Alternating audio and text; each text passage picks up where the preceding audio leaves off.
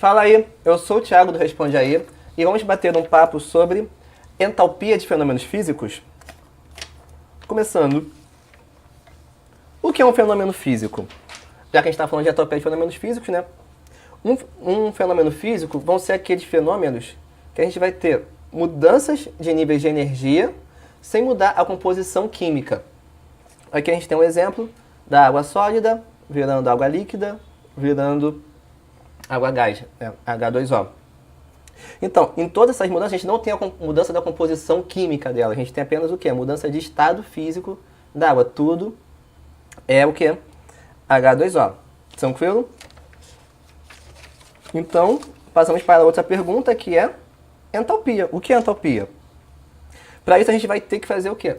Um relembrando sobre a primeira... Vou aqui. A primeira lei da termodinâmica, que ela diz o que pra gente? Que a variação da energia interna vai ser igual ao quê? A quantidade de calor no processo mais o trabalho realizado. E quando a gente tiver um processo a volume constante, esse trabalho vai ser zero, então a variação da energia interna vai ser igual ao quê? A quê? Tranquilo? E quando a gente tiver o quê? Uma pressão constante, não mais um volume constante. O que a gente tem? A gente tem o que a gente chama de entalpia, que vai ser o quê? A energia envolvida nessa mudança a uma pressão constante. E a gente pode calcular ela por essa fórmula aqui, onde ΔH é a variação de entalpia, ΔU a variação da energia interna, mais P ΔV. P é a pressão constante e ΔV é o que? A variação de volume. Tranquilo? Aqui, por exemplo, a gente tem uma mudança de estado.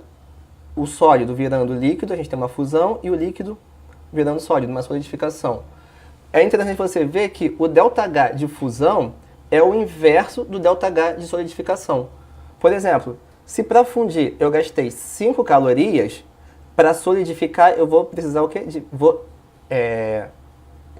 Liberar o quê? 5 calorias. Ou ter o quê? Aqui é mais 5, esse aqui vai ser o quê? Menos 5. Seguindo aqui então para. E como a gente calcula então essa entalpia? Para calcular essa entalpia, a gente vai ter que também fazer um outro relembrando, que é o quê? A gente sabe que mudanças, trocas de calor sem mudança de fase, a gente sabe o quê? Que a quantidade de calor vai ser igual ao quê? A massa vezes o calor específico vezes o ΔT.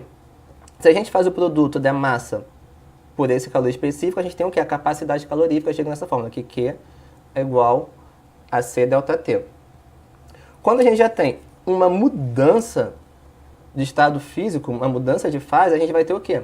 Que Q vai ser igual a massa vezes o calor latente. Tranquilo? E além disso, o que a gente tem? Que quando a gente tiver uma mudança a pressão constante, a gente vai ter o que a gente chama de capacidade calorífica a pressão constante, que é o quê? Esse CP. E meu CP vai ser ΔH sobre ΔT. Isso é a pressão constante. Quando a gente tiver ao volume constante, a gente vai ter o que a gente chama de capacidade calorífica a volume constante. Então a gente vai ter o ΔU sobre o ΔT. Isso aqui é volume constante. E uma relação interessante deles é que o CPM é a capacidade calorífica a pressão constante molar, menos o CVM, vai ser igual ao quê? A constante dos gases ideais. Tranquilo? Então vamos agora para um problema aqui. 200 gramas de água são aquecidos a 80 graus Celsius até 100 graus Celsius. Após a ebulição, verificou-se a perda de 50 gramas de água. Determine o ΔH do processo. Então, a gente primeiro tem que entender o quê? Os processos que estão acontecendo. Nós estamos exatamente o quê? Nessa diagonal aqui, onde nós temos um líquido sendo aquecido de 80 a 100 graus Celsius. E nessa linha aqui, onde tem o quê? A evaporação desses 50 gramas de água. Tranquilo? Então vamos lá. Então primeiro a gente vai calcular o quê? O dessa parte aqui, que vai ser o quê? Q vai ser igual ao M, que é o quê? 200 gramas de água, vezes o calor específico da água. Tinha esquecido de subir esse dado aqui. O calor específico da água é uma caloria por grau Celsius. E o calor latente vai ser 500 calorias por grama, tranquilo? Então vamos lá. Quando não mudou de fase, a gente tem 200 gramas vezes 1, que é o calor específico da água, vezes o ΔT, que vai ser o quê? 100 menos 80, que é igual a 20 graus Celsius. Então esse Q vai ser igual ao quê? A mais 4.000 calorias. Tranquilo? Quando a gente tem a mudança de estado, a gente agora está falando o quê?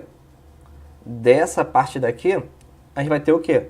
Que o Q vai ser M vezes L. L é o calor latente. O Q vai ser igual, então, a 50, que foi a quantidade de água que evaporou, vezes o calor latente, que é o quê? 540. Então, esse Q vai ser igual a mais 27.000 calorias. Tranquilo? Então, a entalpia desse processo, porque quando a gente está aquecendo a água, a gente não está variando a pressão ambiente. Então, esse é um processo a pressão constante. Vai ser o quê? A soma desses calores. Então, vai ser, ΔH vai ser 4.000 mais 27.000. Isso vai ser igual a mais 31 calorias. Tudo bem? Esse vídeo te ajudou? Responde aí.